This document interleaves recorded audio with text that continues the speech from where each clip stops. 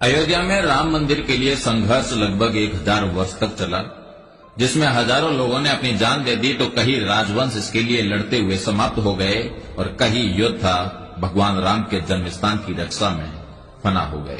आज हम आपको बताने जा रहे हैं वो चौंकाने वाले ऐतिहासिक तथ्य जो राम मंदिर से जुड़े हुए हैं। कन्नौज के गहड़वाल राजपूत वंश के 5 सम्राटों चंद्रदेव, मदनपाल, गोविंद चंद्र, विजय चंद्र और जयचंद्र के शासन काल में अयोध्या का चतुर्दिक विकास हुआ।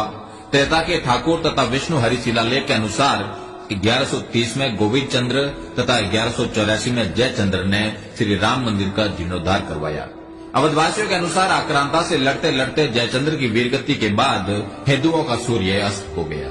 देश में विदेशी आक्रांताओं का दौर बढ़ने लगा और भारत पर हो रहे आक्रमणों की इस कड़ी में खानवा के युद्ध के बाद महाराणा सांगा की मृत्यु तथा चंदेरी में मेदिनी राय प्रत्यार की वीरगति के बाद बाबर ने अवध पर विजय के लिए मीराबाकी को सेनापति बनाया। वर्तमान अयोध्या के हंसवर के राजा रणविजय सिंह और उनकी पत्नी जयकुमारी ने अन्य स्थानीय राजपूत शासकों के साथ मिलकर बाबर के सेनापति मीरबाकी द्वारा श्री राम जन्मभूमि पर बाबरी मस्जिद का निर्माण के विरुद्ध युद्ध लड़ा। लगभग 15 दिन तक जन्मभूमि परिसर रणविजय सिंह के नियंत्रण में रही, किंतु अंततः युद्ध में सभी वीरगति को प्राप्त हो गए। मीरबाकी ने 1528 में मंदिर तोड़कर बाबरी मस्जिद का निर्माण करवा दिया। 1678 से 1707 में औरंगजेब के समय पर राजेपुर के ठाकुर गजराज सिंह, सिसिंडा के कुंवर गोपाल सिंह, ठाकुर जगदम्बा सिंह, बाबा केशवदास और हजारों राजपूतों ने राम जन्मभूमि के लिए दर्जनों लड़ाइयां लड़ी। ठाकुर जगदम्बा सिंह का बलिदान तो आज भी अवध की लोक कथाओं में अमर है। बाबर की मृत्यु के बाद मुगल सत्ता में जयपुर के शासकों का हस्तक्षेप अधिक रहा। काशी, मथुरा, वृंदावन सहित उत्तर भारत के ये सभी धार्मिक स्थल मान सिंह जी की जागीरी में आते थे। जयपुर रोयल के अभिलेखागार के अनुसार 1717 में सवाई जयसिंह द्वितीय ने सरयू नदी के किनारे श्री राम जन्म स्थान खरीदा और 1725 तक इस मंदिर का जीर्णोद्धार करवाया। उत्तर भारत के धार्मिक स्थलों पर मिर्जा राजा मानसिंह से लेकर सवाई जयसिंह जी तक के जयपुर के शासकों का अधिकार होने के कारण मुगल सत्ता द्वारा स्थानीय नवाबों को मंदिर परिसरों से दूर रहने के सख्त निर्देश थे। जयपुर शाही परिवार के पास राम मंदिर और आसपास 983 एकड़ के करीब जमीन थी, जिसका नक्शा जयपुर रॉयल आर्काइव में आज भी उपलब्ध है। सवाई जयसिंह जी की मृत्यु के बाद ये क्षेत्र नवाबों के अधीन रहा। नवाबों के शासन में श्री राम जन्मभूमि पर पुनः मस्जिद का निर्माण होता रहा। अमेठी के राजा बंदाल गोती राजपूत वंश के गुरुदत्त सिंह और पीपरा के चंदेल राजा राजकुमार सिंह ने राम मंदिर के लिए नवाब शहादत अली खान के साथ लगातार 5 लड़ाइयां लड़ी।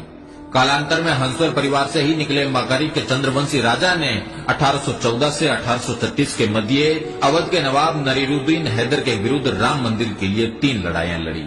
गोंडा के राजा देवी बख्श सिंह ने अवध क्षेत्र के सभी तालुकदारों और छोटे राज्यों को एकजुट किया और 1847 से 1857 के बीच कई लड़ाइयां लड़ी।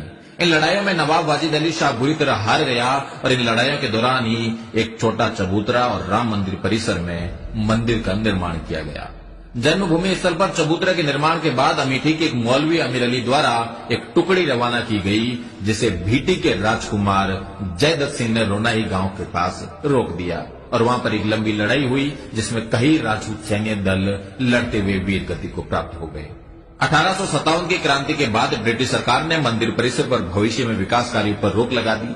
देश आजाद हो गया, किंतु 1000 वर्षों तक चल रहे संघर्ष ने विराम नहीं लिया। राम मंदिर आंदोलन के जनक मेवाड़ के वीरम देवोत राणावत महंत दिग्विजय नाथ जी ने इस आंदोलन को संगठनात्मक स्वरूप दिया और 1969 में अपनी समाधि से पूर्व तक अनवरत इस काम में कार्यरत रहे।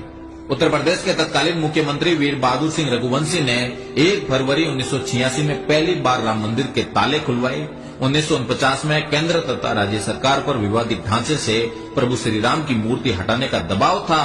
उस समय फैजाबाद के सिटी मजिस्ट्रेट ठाकुर गुरुदत्त सिंह ने मूर्ति नहीं हटने दी। फलस्वरूप उन्हें अपनी नौकरी से हाथ धोना पड़ा। निर्मोही अखाड़े के संतों के बाद शायद अशोक सिंघल पहले प्रमुख हिंदू नेता है जिन्होंने स्वीकार किया कि ठाकुर गुरुदत्त सिंह के योगदान ने राम जन्मभूमि के इतिहास की दिशा बदल दी और राम जन्मभूमि पर नियंत्रण के लिए हिंदू संघर्ष की समय रेखा में एक मील का पत्थर स्थापित किया।